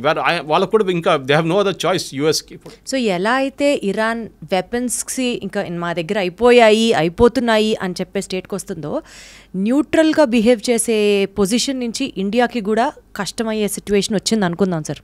Because India wants Israel and India also has to support Iran. ఏదో ఒక పాయింట్లో మేము న్యూట్రల్గా ఉండలేము అని అనుకున్న టైంలో భారతదేశానికి స్పెసిఫిక్గా హిడెన్ సైబర్ అటాక్స్ దగ్గర నుంచి, ఆయిల్ ప్రైసెస్ విపరీతంగా పెరిగిపోవడం దగ్గర నుంచి ఎకానమీ కొలాప్స్ అవ్వడానికి కూడా ఆస్కారం ఉందా? లేదు. ఎందుకంటే ఆయిల్ ట్రేడ్లో ఇరాన్కి అంత పెద్ద షేర్ లేదు ఇప్పుడు, ఎందుకంటే వాళ్ళ మీద బ్యాన్ ఉంది కంప్లీట్గా. కానీ స్ట్రెయిట్ ఆఫ్ హోర్మూజ్ అంటాం మనం, ఒకవైపు సౌదీ అరేబియా, ఇంకోవైపు యమన్, ఒమాన్, వీళ్ళందరూ నడిమించి ఇరాన్ పక్క నుంచి ఒక స్ట్రెయిట్ ఆఫ్ హోర్మూజ్ అని చెప్పి చిన్న ఒక వాటర్వే ఉంది. దాని నుంచి ఆల్మోస్ట్ 60% వరల్డ్ ఆయిల్ అక్కడి నుంచి ఫ్లో అవుతుంది. ఆయిల్ పెద్ద పెద్ద ట్యాంకర్లో. ఇరాన్ దానికి ఆపారనుకోండి మొత్తం కొలాప్స్ అయిపోతుంది ఆయిల్ మార్కెట్. కానీ ఒకవేళ ఆయిల్ మార్కెట్ కూడా గుర్తుపెట్టుకోవాలి మనం, ఇప్పుడు రేపటి కోసం ఇవాళ కొనాం మనం. నెక్స్ట్ 1 yearకు ఉన్న కాంట్రాక్ట్ మనం సైన్ చేసుకుంటాం ఆల్రెడీ. మనని కాదు, ఏ దేశమైనా. ఇప్పుడు సౌదీ అరేబియా కానివ్వండి, అరామ్కో కానివ్వండి, అట్లాంటి కంపెనీస్తో ఒక నెక్స్ట్ 1 year 2 yearsకి అగ్రిమెంట్ ఇప్పుడే సైన్ చేసుకుంటాం. పర్ బ్యారెల్ మాకు $60, $62, $70, లేకుంటే $55, డిఫరెంట్ వేరియేషన్స్ ఉంటుంది క్రూడ్కి. లైట్ క్రూడ్, స్వీట్ ఆయిల్ అంటారు, బ్రెంట్ క్రూడ్ అంటారు, చాలా వేరియేషన్స్ ఉంటుందన్నమాట. మనం అగ్రిమెంట్ సైన్ చేసుకుంటాం, తెప్పించుకుంటాం, దాన్ని రీఫైన్ చేసుకుంటాం. రీఫైన్ చేసి మనం ఇండియన్ ఆయిల్ కానీ, భారత్ పెట్రోలియం కానీ వీరందరూ తీసుకెళ్ళి వాళ్ళ బంక్లో ఫిలప్ చేసుకుంటారు. సో రేపటికి వచ్చే వారానికి ఎప్పుడు మనం క్రూడ్ కొనాం. మనకు ఇప్పుడు ప్రాబ్లం కూడా జరిగింది అనుకోండి, దాని ఇంపాక్ట్ ఒక 6 నెలల తర్వాతనే ఉంటుంది, ఇప్పుడు ఉండదు. అది కాకుండా భారతదేశం దగ్గర యూఎస్ చేసినట్లనే మనం కూడా మోదీ గవర్నమెంట్ వచ్చిన తర్వాత స్ట్రాటజిక్ రిజర్వ్స్ అని చెప్పి ఒక కాన్సెప్ట్ పెట్టాం. అంటే మంగళూరు వైపు, ఇంకోటి వైజాగ్ వైపు ఉందనుకుంటే, ఎక్కడని చెప్పట్లేదు, పెద్ద అండర్గ్రౌండ్ ట్యాంకర్స్ తయారు చేసుకున్నాం మనం. ట్యాంక్స్ పెద్దది, చాలా పెద్దది. అక్కడ ఏం చేసుకుంటాం అంటే ఒక రిజర్వ్, ఒక నెల కోసం ఉన్న క్రూడ్ ఆయిల్ అక్కడ రెడీగా పెట్టుకుంటాం మనం. దాంట్లో ఎంత పెద్ద గొడవ జరిగినా కానీ మనకు 2 రోజులు 2 నెలల రోజులు నడిపించడానికి మన దగ్గర క్రూడ్ ఆయిల్ ఉంటుంది. సో ఆ ప్రాబ్లం ఉండదు. So we will never have a problem of crude oil problem. అది కాకుండా మన దేశం ఎకానమిక్ క్రాష్ అస్సలు ప్రసక్తే లేదు. ఎందుకంటే Iran is not a major power. Okay, అది మనం గుర్తుపెట్టుకోవాలి. ఇరాన్ దగ్గర ఉన్నది ఒకటి ఆయిల్ ఒక్కటే వాళ్ళ దగ్గర, ఇంకోటి వాళ్ళ దగ్గర ఉన్న మిసైల్ స్ట్రెంగ్త్, అది ఇప్పుడు చాలా మటుకు డిగ్రేడ్ అయిపోయింది కంప్లీట్గా. సార్ ఇప్పుడు బేసికల్గా ఇరాన్ దృష్టిలో ఇజ్రాయెల్ అనే ఒక నేషన్ ఎగ్జిస్ట్ అవ్వకూడదు అని ఒక డామినెన్స్ కోసం స్టార్ట్ చేసిన ఫైట్లో యుఎస్, యూకే, చైనా, ఈ 3 నేషన్స్లో సార్ ఏది అడ్వాంటేజ్ తీసుకొని ఆ మంటలో నిప్పులో ఆజ్యం పోయడం అంటారు చూడండి, ఆ ఆజ్యం పోసే దేశం ఏది? అండ్ పీస్ పేరుతో సైలెంట్గా పవర్ని గ్రాప్ చేసే స్కెచ్ ఏ దేశం వేస్తుంది సార్? మీరు యూకే, యుఎస్, ఇజ్రాయెల్ ఒక్కటే కలిసి పనిచేస్తున్నారు. ఎందుకంటే ఇప్పుడు ఇరాన్ నుంచి ఫైర్ చేసిన మిసైల్స్ మొన్న కూడా దాంట్లో 30% మిసైల్స్ని కొట్టిపడేస్తుంది యూకే, యుఎస్ అని కాకుండా ఈవెన్ జార్డన్ ఫైటర్ ఎయిర్క్రాఫ్ట్. మిగతా ఐరన్ డోమ్కి వచ్చేదాకా, ఇజ్రాయెల్ దగ్గర వచ్చేదాకా 70% మిగిలింది. దాంట్లో కూడా వాళ్ళు ఆల్మోస్ట్ 90% కొట్టిపడేశారు, 10% మిస్ అయిపోతుంది. ఇప్పుడు మనం కూడా మన పాకిస్తాన్ జరిగినప్పుడు మీరు చూస్తుంటారు, ఆకాశంలో కొడుతున్న షాట్స్ ఉన్నాయి చూడండి, అదే జరుగుతుంది. మన దగ్గర ఉన్న ఐరన్ డోమ్ S-400, అది కాకుండా దాని తర్వాత నెక్స్ట్ మన దగ్గర ఆకాష్ తీర్ ఉంది, దాని తర్వాత యాంటీ ఎయిర్క్రాఫ్ట్ గన్స్ ఉంది. నడిమిట్లో ఒక 5-6 ఉన్నాయి మిసైల్ రేంజెస్. ఇజ్రాయెల్ దగ్గర డేవిడ్ స్లింగ్ అని ఒకటి ఉంది, that is beyond 200 to 300 kilometers వచ్చే మిసైల్స్ తీసుకుంటుంది. దగ్గరకు వచ్చిన 100 kilometers మిస్టి ఇది మన వాళ్ళ ఐరన్ డోమ్ చూసుకుంటుంది అనమాట. అది కాకుండా పేట్రియట్ అని చెప్పి ఇంకో ఎక్స్టెండెడ్ రేంజ్ 500 kilometers ఇంకోటి ఉంది వాళ్ళది, అది అమెరికన్ టెక్నాలజీ. అది ఇది 3 వాడుకోవడం. అది కాకుండా అమెరికా థాడ్ అని చెప్పి వాళ్ళకి ఒక సిస్టమ్ ఉంది, THAD, అది మన S-400 లాగా అనమాట. దాన్ని కూడా అమెరికా ఒక సెట్ తీసుకొచ్చి ఇజ్రాయెల్లో పెట్టారంట, చెప్పట్లేదు దాని గురించి, మాట్లాడలేదు. అంటే US is silently supporting Israel, has to and is doing it also. Trump చాలా క్లియర్గా చెప్పారు నిన్న కూడా, we are not fighting this war, but at the same time we are not backing out Israel, we are supporting Israel. ఎందుకంటే Israel అనే ఒక community, ఈ Jewish community, US అని కాదు, లోకంలో ఎక్కడైనా they are the most powerful community. Finance వాళ్ళ చేతిలో ఉంటుంది, మీడియా వాళ్ళ చేతిలో ఉంటుంది. యుఎస్లో కూడా అంతే. ఏ యుఎస్ పొలిటీషియన్ కూడా జ్యూస్ని ఇగ్నోర్ చేయరు. ఓకే, ఆ పరిస్థితి ఇప్పుడు మన భారతదేశంలో డయాస్పోరా ఉన్నారు చూడండి, మనం ప్రొఫెషనల్స్, మన డాక్టర్స్ కానీ ఇంజనీర్స్ కానీ ఉంటాం, వాళ్ళది కాదు, వాళ్ళు మీడియా కంట్రోల్ చేస్తారు. ట్రంప్ ఎక్కువ రిలీజ్ చేస్తే ట్రంప్ని దింపేస్తారు, బైడెన్ దింపినట్లు. ఆ పవర్ ఇజ్రాయెల్కి ఉంది. ఇజ్రాయెల్ అని కాదు, జ్యూస్కి ఉంది. వాళ్ళు ఏ దేశంకైనా వెళ్ళండి మీరు, జ్యూస్ ఉంటారు అక్కడ. మన ఎప్పుడు జోకింగ్లు చెప్తారు, ఎక్కడ పోయినా మలయాళీలు కనిపిస్తారు, కేరళ నుంచి ఉన్న వాళ్ళు ఈవెన్ మూన్లో కనిపిస్తారు, అదేలాగా ఇజ్రాయేలీలు కూడా కనిపిస్తారు, జ్యూస్ కనిపిస్తారు. కరెక్ట్ అది. And what about UK and China sir? China ఇప్పుడు ఏం చెప్పారండి, UK is part of this deal anyway. Okay, దాంట్లో డౌట్ లేదు. యూకే ఇస్ విత్ ఇజ్రాయెల్ అనమాట. వాళ్ళు చిన్న చిన్నగా చేసుకుంటారు. చైనా ఎవరికి సపోర్ట్ చేస్తుందో చైనా ఎవరు చేయట్లేదు ఇప్పటికి. చైనా ఓన్లీ రెజల్యూషన్ పాస్ చేస్తుంది, మేము కండెమ్ చేస్తున్నాం, మేము అది చేస్తున్నాం, ఇది చేస్తున్నాం. ఎందుకంటే చైనాకి భయం ఏంటంటే మేము దీంట్లో గిట్ట దడితే యుఎస్ వచ్చి అక్కడ వాళ్ళ తైవాన్ దగ్గర వచ్చి కూర్చుంటారు, యుఎస్ సౌత్ చైనా సీలో మమ్మల్ని మా షిప్ని పోనీయరు, మేము దీంట్లో గొడవ మాకు పెట్టక్కర్లేదు. వాళ్ళు ఓడిపోతున్న పార్టీతో మేమేం పెట్టుకోము ఇరాన్లో, వాళ్ళు ఓడిపోతారు, రేపు పారిపోతారు, ఆయన రష్యాకి వెళ్ళిపోతారు, ఎక్కడికి వెళ్తారో తెలియదు ఖమేని, కానీ వెళ్ళిపోతారు, గాయబైపోతారని ఒక కాన్ఫిడెన్స్. అంటే ఎవరికి ఇరాన్ మీద నమ్మకం లేదు ప్రస్తుతం. లేదు, ఎందుకంటే ఆ రెజీమ్ పవర్ పోయింది ఇప్పుడు. ఓకే, వాళ్ళు ఇన్ని రోజులు ఏమనుకున్నారంటే వీళ్ళు ఇన్విన్సిబుల్ పవర్, వీళ్ళ దగ్గర మిసైల్స్ 1,00,000 మిసైల్స్ ఉన్నాయి, వాళ్ళు ఈజీగా ట్యాకిల్ చేసుకోండి. ఇజ్రాయెల్ ఎట్లా అంటే వాళ్ళు 1 సంవత్సరం ప్లాన్ చేశారు ఈ ఆపరేషన్, రైజింగ్ లైన్ ఆపరేషన్. ఇప్పుడు మన జరుగుతున్న ఈ ఫైట్ కరెక్ట్గా ప్లాన్ చేసుకొని వాళ్ళు ఆ టార్గెట్స్ కొట్టారు. ఫస్ట్ ఆర్మీ జనరల్స్ మొత్తం వైప్అవుట్ చేసేసారు, రెవల్యూషనరీ గార్డ్ టాప్ టియర్ అంతా చేసేసారు. ఆలోచించండి, ఒక దేశంలో ఉన్న టాప్ మిలిటరీ కమాండ్ మొత్తం తీస్తే ఎట్లా ఫంక్షన్ చేస్తారు. సరే అని చెప్పి Khamenei next in command army చీఫ్ని అపాయింట్ చేశారు. ఆయన్ని 1 గంట సేపు ముందు కొట్టిపాడేశారు, ఇజ్రాయెల్ ఖతం చేశారు ఆయన కూడా. ఇప్పుడు ఆలోచించండి, భయపడతారు, కొత్తని పెడితే వాడిని కొట్టేస్తారు. సినవార్ అదే అయింది, సినవార్ చనిపోయినప్పుడు వాళ్ళు ఇజ్రాయెల్ చంపిన తర్వాత వాళ్ళ బ్రదర్ని అపాయింట్ చేశారు, వాడిని 6 నెలలలోపు వాడిని కూడా కొట్టేశారు. అదే సార్, ఇజ్రాయెల్ మాస్టర్ మైండ్తో చూసుకుంటే ఇది కేవలం ఇజ్రాయెల్ వర్సెస్ ఇరాన్లా చూడాలా, లేకపోతే is this paving a way for third world war? Third world war ఇక్కడ జరగదండి, it's only a concept. First world war, second world war ఎందుకు జరిగింది? చిన్న కిడ్నాపింగ్ ఇన్సిడెంట్తో జరిగింది first world war. Second world war ఒక మిస్అండర్స్టాండింగ్తో స్టార్ట్ అయింది. దాని తర్వాత వీళ్ళందరూ వచ్చి పడ్డారు, జర్మనీ కానివ్వండి, ఫ్రాన్స్ కానివ్వండి, తర్వాత లాస్ట్ యూఎస్ కూడా వచ్చి పడ్డారు. అలా ఒక్కొక్క దేశం కలుసుకుంటూ వెళ్తే వరల్డ్ వార్ ఎప్పుడు జరగదు. ఫస్ట్ ఆఫ్ ఆల్ అందరికీ first world war, second world వార్లో trade was not a big thing. ఇప్పుడు trade is very big thing. అందరికి భయం ఏంటంటే ఇప్పుడు ఏదైనా యుద్ధం వస్తే మా ట్రేడ్ పెద్ద దెబ్బతింటుందని. ఇప్పుడు చూడండి, యుక్రెయిన్ రష్యా 3 సంవత్సరాల నుంచి కొట్టుకుంటున్నారు. ఎవరైనా కలుస్తున్నారండి? ఎవరు కలవట్లేదు. రష్యాకి తెలుసు మేము ఇది గెలవలేము మొత్తం, కానీ యుక్రెయిన్ తెలుసు మేము కూడా గెలవలేము అని చెప్పి, కానీ కొట్టుకుంటున్నారు. అదే సార్, ఒక్కొక్కళ్ళ శత్రువు ఒక్కొక్కళ్ళకి మిత్రుడు అవుతారంటారు కదా. Enemies my friend. ఎగ్జాక్ట్లీ అలానే కనుక ఆలోచిస్తే ఇప్పుడు రష్యా అండ్ ఇజ్రాయెల్ ఫ్రెండ్స్ అయిపోతున్నారు, బికాజ్ ఆల్రెడీ వాళ్ళిద్దరూ ఒకరికొకరు సపోర్ట్ చేసుకుంటున్నారు. ఇలా ఒక్కొక్క దేశం యాడ్ చేసుకుంటూ వెళ్తే రేపు ఒక పెద్ద విధ్వంసం జరుగుతుందా అని భయం వేస్తుంది. ఏం కాదండి, వాళ్ళ సెల్ఫిష్ ఇంట్రెస్ట్ చూసుకుంటున్నారు. రష్యాకి ఇప్పుడు టైం లేదు. రష్యాకి వాళ్ళ దగ్గర ఉన్న యుక్రెయిన్తో ప్రాబ్లం నడుస్తుంది. వాళ్ళు ఎవరిని సపోర్ట్ చేయడానికో ఎవరిని డిఫెండ్ చేయడానికి వెళ్ళరు. వాళ్ళ ఇంట్లోనే మంట పట్టుకుంది, వాళ్ళు చూసుకుంటున్నారు దాన్ని. ఇంకొక ఇంట్లో ఏం చూసుకుంటామని వాళ్ళు. So they will not do anything. China నేను చెప్పినట్లు బికాజ్ వాళ్ళ ఇంటర్నల్ ప్రాబ్లమ్స్, అమెరికాతో ఉన్న ట్రేడ్ ప్రాబ్లమ్స్ కానీ వాళ్ళు కూడా దీంట్లో వచ్చి పడరు ఇప్పటికీ present situation. They cannot help Iran also. మీరు మిసైల్స్ ఇచ్చినా కానీ వాళ్ళు ఇరాన్ వాడుకోలేరు ఇప్పుడు దాన్ని. ఆ టెక్నాలజీ డిఫరెంట్ ఉంటుంది. పాకిస్తాన్కి మొన్న ఇచ్చినట్టు వాళ్ళ టెక్నాలజీ లాగా అయిపోతుంది. వాడుకోవడానికి పాకిస్తాన్కి తెలియదు ఎట్లా వాడుకోవాలని, వాళ్ళు వాడుకోలేకపోయారు. వాళ్ళ డిఫెన్స్ సిస్టమ్స్ కానీ ఏదైనా చైనా దగ్గర తీసుకున్న ఎయిర్క్రాఫ్ట్ కానీ ఏదైనా కానివ్వండి. So Iran as a nation is finished. కానీ రెజీమ్ చేంజ్ జరుగుతుందా, లేకుంటే కొత్త లీడర్షిప్ టేక్ ఓవర్ చేస్తారా? ఆ కొత్త లీడర్షిప్ పాత లీడర్షిప్ కన్నా ఇంకా ఏం చెప్తారు, రిలీజియస్లీ ఇంకా కొంచెం అరగెంట్ అయిపోతారా, ఇంకా కొంచెం ఏం చెప్తారు స్ట్రాంగ్ అయిపోతారని భయం ఒకటి ఉంది. ఇప్పుడున్న లీడర్షిప్ కొంచెం మోడరేట్ అనిపిస్తారు మీకు అప్పుడు అని చెప్పేసి దాన్ని చూస్తూ ఉండాలి మనం. ఎందుకంటే షా ఆఫ్ ఇరాన్ కానీ వాళ్ళ కొడుకు, ఇప్పుడు షా ఆఫ్ ఇరాన్ లేరు కానీ వాళ్ళ కొడుకు వాళ్ళ ఫ్యామిలీ రిటర్న్ రావచ్చు అంటే అది రాలేరు. ఇరాన్లో డెమోక్రసీ వస్తుందంటే అది కూడా డౌట్. మీరు గుర్తుపెట్టుకోండి, ఇరాక్లో వెళ్ళారు యుఎస్, ఏం చేశారు, మొత్తం ధ్వంసం చేసి సద్దాం హుసేన్ బయట పంపించింది, అక్కడ మెస్ అయిపోయింది. ఇప్పుడు కొంచెం స్టేబుల్గా ఉంది. లిబియాకి వెళ్ళారు, ఏం చేశారు, ఇదే పని చేశారు. సిరియాకి వెళ్ళారు, ఏం చేశారు, ఇదే పని చేశారు. ఆఫ్ఘనిస్తాన్కి వెళ్ళారు, అక్కడ కూడా మొత్తం ధ్వంసం చేశారు యుఎస్. సో యుఎస్ ఎక్కడ వెళ్ళినా కానీ అక్కడ ధ్వంసం చేసి వాళ్ళ ఎప్పుడైనా గుర్తుపెట్టుకోండి, US never fought a war on its soil. వాళ్ళ సాయిల్ మీద ఇవాళ దాకా ఒక ఫైట్ జరగలేదు. 2 సార్లు జరిగింది. ఒకటి పర్ల్ హార్బర్, జాపనీస్ పైలట్స్ వచ్చి వాళ్ళ మీద అటాక్ చేశారు, కామికాజే అటాక్ చేశారు. సెకండ్ 9/11 జరిగినప్పుడు. రెండుని యుద్ధం అని చెప్పలేము. కానీ సెకండ్ వరల్డ్ వార్ ఎండింగ్ వచ్చింది దాని తర్వాతనే. ఫస్ట్ పర్ల్ హార్బర్ జరిగిన తర్వాత న్యూక్లియర్ బాంబ్ తీసుకెళ్ళి వేశారు, మా మీద దాడి చేశారు కదా, మేము చేసి చూపిస్తామని చేసుకెళ్ళి. దానికోసం అమెరికా ఇప్పుడు కూడా ఇరాన్ అదే వార్న్ చేస్తున్నారు. మా బేసెస్ ఉంది ఖతార్లో, వీళ్ళ చాలా పెద్ద బేస్ ఉంది యూఎస్ది, సౌదీ అరేబియాలో పెద్ద బేస్ ఉంది. మీరు you name it and the basis there. యూఎస్కి 15 బేసెస్ ఉన్నాయి వెస్ట్ ఏషియాలో, పెద్ద వాళ్ళ 20 ఎయిర్క్రాఫ్ట్లు, మొత్తం అమెరికన్ సిటీ లాగా ఉంది వాళ్ళ దగ్గర.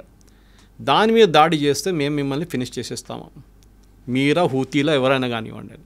అదొక భయం ఇరాన్కి ఉంది. ఎలాగో అమెరికా డైరెక్ట్గా సపోర్ట్ ఇజ్రాయెల్కే చేస్తుంది, సో ఇరాన్తో పెట్టుకోదు. ఒకవేళ పెట్టుకోదలుచుకున్నా Iran will be finished with the help of Israel automatically. సరే, ఈ నేపథ్యంలో ఏ మిసైల్ ఎప్పుడు పేలుతుందో తెలీదు ఇరాన్ మీద. ఇరాన్ రెజీమ్ ఎంత మారుతున్నా, ఆ చేంజింగ్ ఓవర్ చూసుకుంటున్నా సరే, but still if Israel is very specific about Iran finish చేసే నేపథ్యంలో one shocking incident where India should also be equally ready for or well equipped for, foresee చేసుకుంటూ India కూడా జాగ్రత్త పడాల్సిన సిచ్యువేషన్ ఏమైనా మీ ప్రెడిక్షన్లో ఉందంటారా? What do have to say about it? Nuclear, ఎందుకంటే ఫోర్డ్రో కానివ్వండి, వాళ్ళది నాన్స్ 2 న్యూక్లియర్ ఫెసిలిటీస్ మీద దాడి జరుగుతుంది. ఆల్రెడీ కొంచెం లీకేజ్ ఉందని చెప్తున్నారు నాన్స్ ఫెసిలిటీ నుంచి.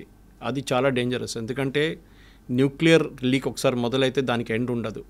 500 కిలోమీటర్ ఎక్స్టెండ్ చేసుకోవచ్చు, 1000 కిలోమీటర్ దాకా వెళ్ళచ్చు. దానికోసం పాకిస్తాన్ మీద మనం ఎప్పుడు డైరెక్ట్ వాళ్ళ న్యూక్లియర్ అసెట్స్ మీద దాడి చేయం, ఇండైరెక్ట్గా చేస్తాం మనం. ఎందుకంటే అది ఒకసేపు గాలి కొట్టి రాజస్థాన్ వైపు వస్తే మొత్తం రాజస్థాన్ ఫినిష్ అయిపోతుంది రేపు.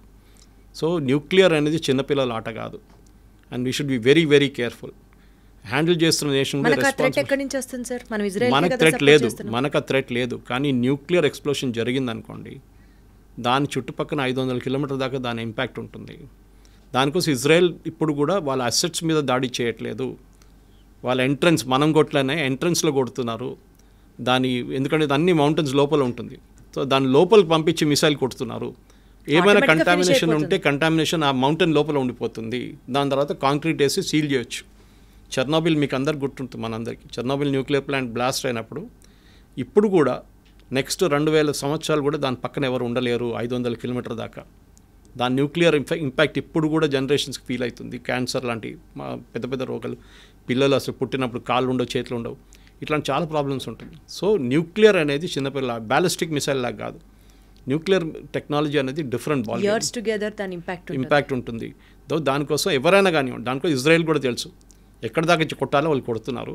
దాని తర్వాత అమెరికా చూసుకుంటారు మిగతా అని చెప్పేసి. సో అమెరికా ఏం చేస్తారంటే, ఇప్పుడు బహుశా ఏం జరగబోతుందంటే, ఆల్రెడీ ట్రంప్ G7 నుంచి రిటర్న్ వచ్చేసారు, జల్దీ 1 డే ముందే వచ్చేసారు. ఏం చేయబోతున్నారంటే, they will hold nuclear assets, transfer చేసుకుంటారు. ఇప్పుడు పాకిస్తాన్ దగ్గర కూడా అదే చేశారు. పాకిస్తాన్ న్యూక్లియర్ అసెట్స్ మీద అమెరికా పట్టుంది, ఎందుకంటే అది తాలిబాన్ దగ్గర దొరికింది అనుకోండి ఫినిష్డ్. తాలిబాన్ రేపు తీసుకొచ్చి యూఎస్ మీద వేస్తారు. వాళ్ళకి అది భయం ఉంది ఒకటి, ఎవరు టెర్రరిస్ట్ చేతిలో పడకూడదు. అది మెయిన్ స్ట్రాటజీ. అది ఇజ్రాయెల్ ఉండనివ్వండి, యూఎస్ ఉండనివ్వండి, యూకే ఉండనివ్వండి, మనం కూడా అంతే. న్యూక్లియర్ కమాండ్ అనేది ఒక డెమోక్రటిక్ గవర్నమెంట్లో డిఫరెంట్ ఉంటుంది. ప్రైమ్ మినిస్టర్ దగ్గర న్యూక్లియర్ బటన్ ఉంటుంది లాంచ్ చేయాలంటే, కానీ ప్రైమ్ మినిస్టర్ మోదీ సపరేట్ ఆ బటన్ ప్రెస్ చేయలేరు. ఒక చైన్ ఆఫ్ కమాండ్ ఉంటుంది. చాలామంది అప్రూవ్ చేసి లాస్ట్లో బాంబింగ్ కోసం అప్రూవల్ వస్తుంది అనమాట. అండ్ మనకు already no first use policy ఉంది. సో మనం ఇప్పుడు వాడం, కానీ మన దగ్గర 180 దాకా రెడీమేడ్ మిసైల్స్ ఉన్నాయి. దాన్ని అసెంబుల్ చేయడం, పంపించడం. న్యూక్లియర్ మిసైల్స్ ఎప్పుడు అసెంబుల్ చేసి పెట్టరు, కానీ ఫిట్ చేయాల్సి వస్తుంది అనమాట. వార్ హెడ్, అది మిసైల్ ఉంటుంది, దాని మోటార్ ఉంటుంది, దాని మిగతా పార్ట్స్ ఉంటుంది, లాస్ట్ వార్ హెడ్ ఉంటుంది. దానిలో నార్మల్ బాంబ్ పెట్టచ్చు, న్యూక్లియర్ బాంబ్ పెట్టచ్చు, కానీ న్యూక్లియర్ బాంబ్ ఎవరు వాడరు. I keep repeating this.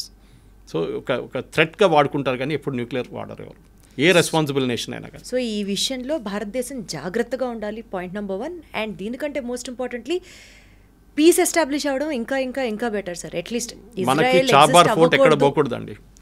We need చాబార్ fort, చాలా ఇంపార్టెంట్. ఎందుకంటే మనకి సోవియట్ యూనియన్ ఆ రీజన్లో ఆఫ్ఘనిస్తాన్ కన్నా కొంచెం పైన మనకి ఇప్పుడున్న రిలేషన్షిప్ అజర్బైజాన్తో వీళ్ళు కొట్లాడబెట్టుకున్నాం. మన అర్మేనియాని సపోర్ట్ చేస్తున్నాం మనం. Armenia is technically Christian country, Azerbaijan is totally Islamic.